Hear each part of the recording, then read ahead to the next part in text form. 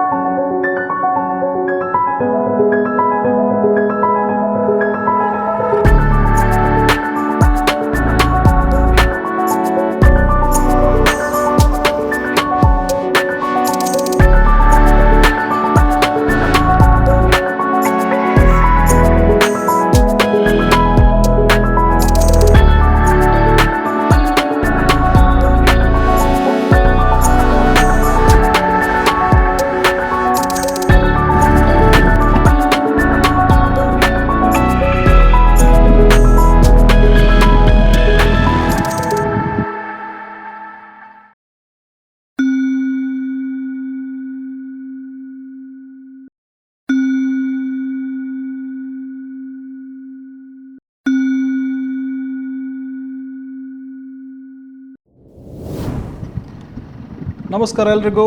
ನಾನು ನಿಮ್ಮ travel partner Dikshit Someshwar. ಇಲ್ಲಿ ತನಕ ಬಂದಿದ್ದೀರಾ ಅಂದರೆ ಈ ವಿಡಿಯೋದಲ್ಲಿ ನಿಮಗೇನೋ ಇಷ್ಟ ಆಗಿದೆ ಅಂತ ಕಾಣಿಸುತ್ತೆ. ಸಬ್ಸ್ಕ್ರೈಬ್ ಮಾಡಿ, ವಿಡಿಯೋ ನೋಡಿ, ಲೈಕ್ ಮಾಡಿ. ನಮ್ಮ ಈ ಎಕ್ಸ್ಪೀರಿಯೆನ್ಸನ್ನು ಈ ವಿಡಿಯೋ ಥ್ರೂ ನೀವು ಕೂಡ ಎಂಜಾಯ್ ಮಾಡಿ. ಸ್ಪಿತಿ ವ್ಯಾಲಿ ಇದೊಂದು ಕನಸಿನ ಲೋಕ. ದೂರ ದೂರದಲ್ಲಿ ಹರಡಿರುವ ಸಣ್ಣ ಸಣ್ಣ ಊರುಗಳು, ಆ ಊರುಗಳಲ್ಲಿ ಸ್ವಲ್ಪ ಜನ ಸಿಂಪಲಾಗಿ ಅವರ ಜೀವನ ನಡೆಸ್ತಾ ಇದ್ದಾರೆ. ಇಲ್ಲಿನ ಲೈಫ್ ಸ್ಟೈಲ್ ತುಂಬಾ ಸಿಂಪಲ್ ಹಾಗೂ ಡಿಫ್ರೆಂಟ್. ಇಲ್ಲಿನ ವಾತಾವರಣ ನೋಡುವಾಗ ನಿಮಗೆ ಅನಿಸ್ತಾ ಇರ್ಬೋದಲ್ಲ, ಇಲ್ಲಿ ಜೀವನ ಎಷ್ಟು ಕಷ್ಟ ಇರ್ಬೋದು ಅಂತ. ನಾವು ಇವತ್ತು ಕವರ್ ಮಾಡ್ತಿರೋ ಎಲ್ಲ ಜಾಗನೂ 12,000 ಫೀಟ್ಗಿಂತ ಹೈಟಲ್ಲಿದೆ. ನೀವು ನೋಡ್ತಾ ಇರೋ ಹಾಗೆ ಇಲ್ಲಿ ಮರಗಳು ತುಂಬ ಕಮ್ಮಿ. ಜನರಿರೋ ಜಾಗದಲ್ಲಿ ಸ್ವಲ್ಪ ಗಿಡ ಅಥವಾ ಅವ್ರದ್ದು ಫಾರ್ಮು, ತೋಟ ಏನಾದ್ರು ಇರ್ಬೋದು. ಅದು ಬಿಟ್ಟರೆ ದೂರ ದೂರಕ್ಕೆ ಒಂದೊಂದು ಗಿಡ ಎಲ್ಲೋ ಅಲ್ಲಿ ಇಲ್ಲಿ ಅಂತ ಕಾಣಿಸ್ತಾ ಇರತ್ತೆ ಅಷ್ಟೇ. ಇವತ್ತು ನಾವು ಹೋಗ್ತಿರೋ ಫಸ್ಟ್ ಜಾಗ ಬಂದು ಲಾಂಗ್ಜಾ ಅಂತ. ಲಾಂಗ್ಜಾದ ಸ್ಪೆಷಾಲಿಟಿ ಏನಂತ ಹೇಳಿದ್ರೆ, ಇಲ್ಲೊಂದು ದೊಡ್ಡ ಬುದ್ಧಂದು ಸ್ಟ್ಯಾಚ್ಯೂ ಇದೆ. ಇಲ್ಲಿಯ ಜನರ ನಂಬಿಕೆ ಏನಂತ ಹೇಳಿದ್ರೆ, ಈ ಬುದ್ಧನ ಸ್ಟ್ಯಾಚ್ಯೂ ಯಾವುದೇ ಒಂದು ಕೆಟ್ಟ ಶಕ್ತಿಗಳಿಂದ ಆ ಊರನ್ನು ರಕ್ಷಿಸುತ್ತೆ ಅನ್ನೋ ಒಂದು ನಂಬಿಕೆ ಅವ್ರಿಗೆ. ಆ್ಯಂಡ್ ಬೈ ದ ವೇ, ಈ ಊರಲ್ಲಿ ನೀವು ನಂಬ್ತಿರೋ ಬಿಡ್ತಿರೋ 200ಕ್ಕಿಂತ ಕಮ್ಮಿ ಜನ ಮಾತ್ರ ಇರೋದಂತೆ. ಅನ್ಬಿಲಿವೇಬಲ್ ಅಲ್ಲ. ಮರುಭೂಮಿ ಅಂತ ಕಾಣಿಸ್ತಾ ಇರೋ ಈ ಗುಡ್ಡೆ ಮಧ್ಯದಲ್ಲಿ ಒಂದು ರಸ್ತೆ ಬದಿಯಲ್ಲಿ ಪವಿತ್ರವಾದ ಸ್ಪಿತಿ ನದಿ. ರಸ್ತೆಯಲ್ಲಿ ನಾವು, ನಮ್ಮ ಜೊತೆ ನಮ್ಮ ಆಕಾಂಕ್ಷೆ. ಇದುವೇ ನಮ್ಮ ಇಂದಿನ ಪಯಣ. ಬನ್ನಿ ಹೋಗೋಣ.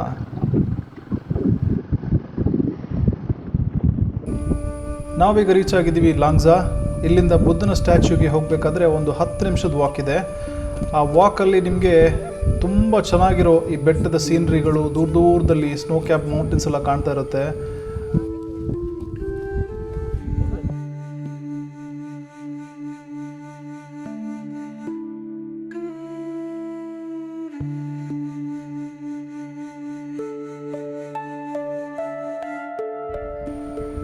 ಸ್ಪಿತಿ ವ್ಯಾಲಿ ಟ್ರಿಪ್ಪಲ್ಲಿ ನಾವು ಮೊದಲು ಕವರ್ ಮಾಡಿರೋ ಜಾಗಗಳ ವಿಡಿಯೋ ನೋಡಬೇಕು ಅಂತ ಹೇಳಿದ್ರೆ, ನಿಮ್ಮ ರೈಟ್ ಸೈಡಲ್ಲಿ ಒಂದು ಕಾರ್ಡ್ ಕಾಣ್ತಾ ಇರ್ಬೋದು.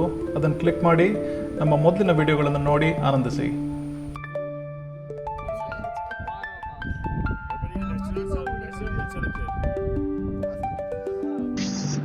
ನಾವೀಗ ಲಾಂಗ್ಜಾ ಮುಗಿಸಿ ಹಿಕ್ಕಿಂ ಕಡೆ ಹೋಗ್ತಾ ಇದೀವಿ. ಹಿಕ್ಕಿಮಲ್ಲಿ ವರ್ಲ್ಡ್ಸ್ ಒಂದು ಪೋಸ್ಟ್ ಆಫೀಸ್ ಇದೆ. ಬೇಸಿಕ್ಲಿ ಇದು ಟಾಲೆಸ್ಟ್, ಅಂದ್ರೆ ಎಲ್ಲಕ್ಕಿಂತ ಹೈಟ್ ಅಲ್ಲಿ ಇರುವಂತ ಒಂದು post office. The world's highest post office ಅಂತ ಹೇಳ್ತಾರೆ.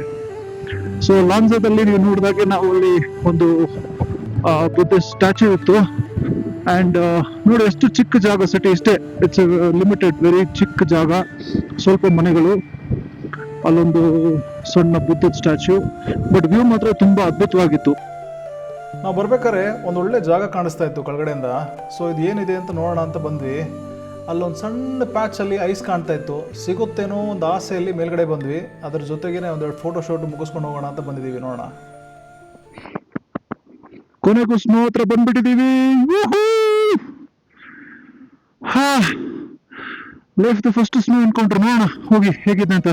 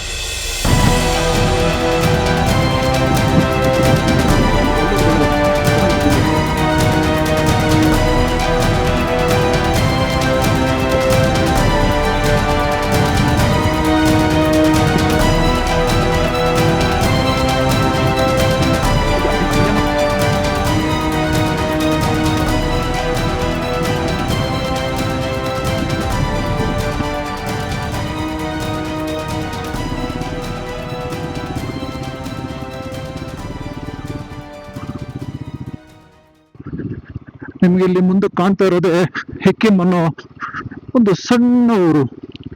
ಇಲ್ಲಿ ಇಂಡಿಯಾದ ಹೈಯೆಸ್ಟ್ ಪೋಸ್ಟ್ ಆಫೀಸ್ ಇಲ್ಲಿ ಲೊಕೇಟ್ ಆಗಿದೆ. ಸೊ ಹೋಗಿ ನೋಡೋಣ. ಮೋಸ್ಟ್ಲಿ ಇವಾಗ ಕ್ಲೋಸ್ ಆಗಿರ್ಬೋದು, ಆದ್ರೂ ಪರವಾಗಿಲ್ಲ, ನೋಡ್ಕೊಂಡ್ ಬರೋಣ.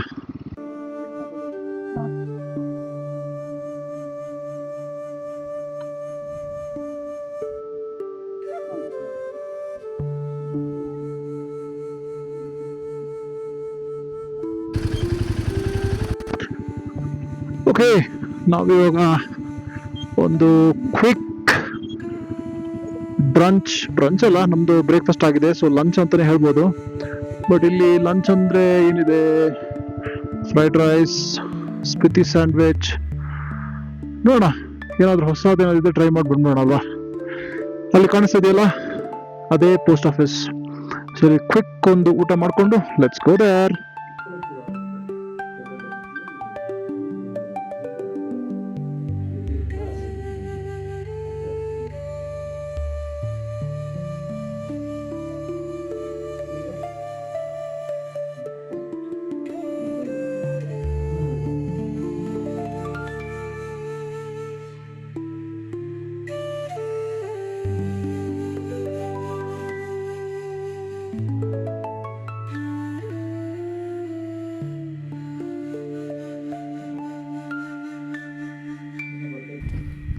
ನಾವಿಲ್ಲಿ ಸ್ಪಿತಿ ಕಿಚನ್ ಅಲ್ಲಿ ಲೈಟ್ ಆಗಿ ಊಟ ಮಾಡ್ಕೊಂಡು ಬೇಸಿಕ್ಲಿ ಫ್ರೈಡ್ ರೈಸ್ ತಗೊಂಡಿದ್ವಿ, ಮತ್ತೊಂದು ಸ್ಯಾಂಡ್ವಿಚ್, ಮತ್ತೆ ಒಂದು ಬಿಸಿ ಬಿಸಿ ಮ್ಯಾಗಿ. ಇದನ್ನ ಮುಗಿಸ್ಕೊಂಡು ಇವಾಗ ಪೋಸ್ಟ್ ಆಫೀಸ್ ಕಡೆ ಹೋಗ್ತಾ ಇದೀವಿ. ಎಲಿವೇಶನ್ ಹೈಟ್ ಅಲ್ಲಿ ಇರೋ ಕಾರಣ ಉಸಿರು ತುಂಬಾ ತೆಗಿಯೋಕೆ ತುಂಬಾ ಕಷ್ಟ, ಆಕ್ಸಿಜನ್ ಸಾಕಾಗ್ತಾ ಇಲ್ಲ. ಹಾಗೆ ಒಂದು ಸ್ವಲ್ಪ ತಲ್ಲೇ ಮಲ್ಕೊಂಡ್ಬಿಟ್ಟೆ. ಈಗ ಸ್ವಲ್ಪ ಪರವಾಗಿಲ್ಲ. ಓ ಮೈ ಗಾಡ್, ಇಷ್ಟೊಂದು ಕಷ್ಟ ಆಗುತ್ತೆ ಅಂತ ಎಕ್ಸ್ಪೆಕ್ಟ್ ಮಾಡಲಿಲ್ಲ. ಎಲಿವೇಶನ್ ಈಗ ತುಂಬ ಹೈಟಲ್ಲಿ ಇದ್ದೀವಲ್ಲ, ಆಲ್ಮೋಸ್ಟ್ ಲೈಕ್ 14,000 ಫೀಟ್ ಜಾಸ್ತಿ ಇದ್ದೀವಿ ಈಗ. So it's getting A little difficult. But ಏನು ಮಾಡೋದು, ಬರೋದು ಬಂದಾಗಿದೆ. ಏನಿದನ್ನು ಮುಗಿಸ್ದೆ ಮಾತ್ರ ಹೋಗಂಗಿಲ್ಲ. ಸೊ ಹೇಗಾದ್ರೂ ಮಾಡಿ ಮುಗಿಸ್ಬೇಕು. ಈಗ ಮುಂದೆ ನೋಡ್ತಾ ಇರೋದೆ ವರ್ಲ್ಡ್ಸ್ ಹೈಯೆಸ್ಟ್ ಪೋಸ್ಟ್ ಆಫೀಸ್. ನೋಡಿ ಎಷ್ಟು ಜನ ನಿಂತಿದೆ ಇಲ್ಲಿ. ಎಲ್ಲರೂ ನಾನು ಹೇಳಿದಾಗೆಲ್ಲ ಪೋಸ್ಟ್ ಕಾರ್ಡ್ನ ಇಲ್ಲಿಂದ ಕಳಿಸಿ ಇಂಡಿಯಾಗೆ ಕಳಿಸ್ತಾರೆ, ಬೇರೆ ಬೇರೆ ಕಡೆಗೆ. ವಾವ್, ಚಿಕ್ಕದೊಂದು ಚೌಕಿ ಇದ್ದಾಗಿದೆ ಇದು. But this is also an experience. ನಾವೀಗ ಹೋಗ್ತಾ ಇರೋದು ಕಾಮಿಕ್ ಕಡೆಗೆ. ಇದು ದ ವರ್ಲ್ಡ್ಸ್ ಹೈಯೆಸ್ಟ್ ಮೋಟ್ರೇಬಲ್ ವಿಲೇಜ್ ಅಂತ ಬೋರ್ಡ್ ಹಾಕಿದ್ದಾರೆ. ಸೊ ಇದೇ ಕಾಮಿಕ್ ಆಗಿರ್ಬೇಕು. ಎಸ್, ಇದು ಸಣ್ಣ ಒಂದು ಜಾಗ. ಓಹ್, ಮಾನೆಸ್ಟ್ರಿ ಬೇರೆ ಇದೆ. This is comic. Wow.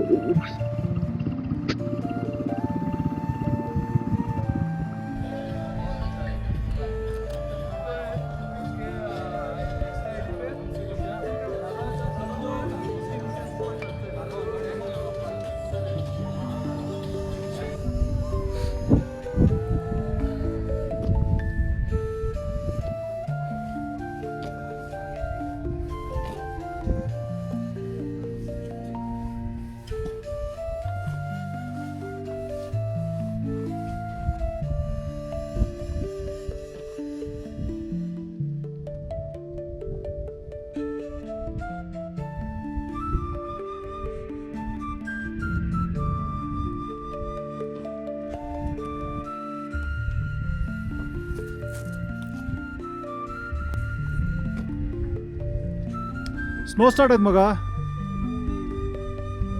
Darshan, snow start ಆಯಿತು. ಎಲ್ಲಿ ನಾವು ಒಳಗಡೆ ಅದಕ್ಕೆ ಓಡ್ಕೊಂಡು ಬಂದಿದ್ದು ನಿಮ್ಗೆ ಹೇಳೋಕ್ಕೆ ಅಲ್ವಾ.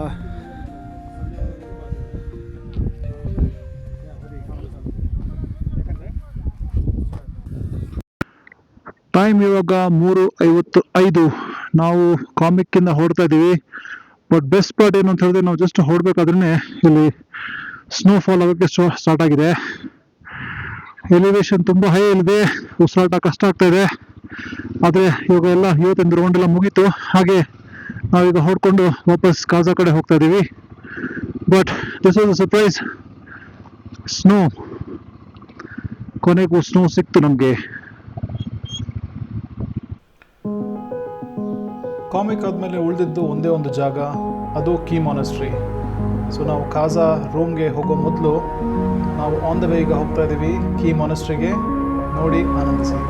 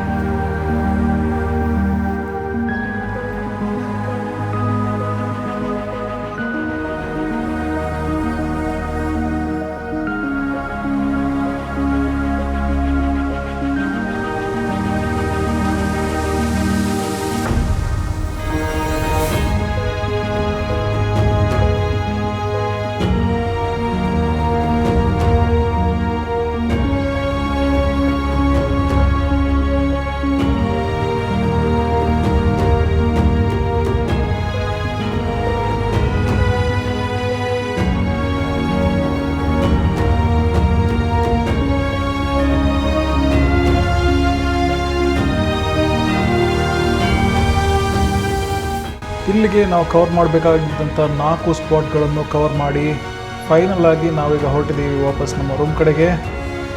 So this is a wrap for today. ಸಿಗೋಣ ಮತ್ತೊಂದು ಎಪಿಸೋಡಲ್ಲಿ ನಿಮ್ಮ ಟ್ರಾವೆಲ್ ಪಾರ್ಟ್ನರ್ ದೀಕ್ಷಿತ್ ಸೋಮೇಶ್ವರ್ ಜೊತೆಗೆ. Please subscribe, like and share this video. Thank you.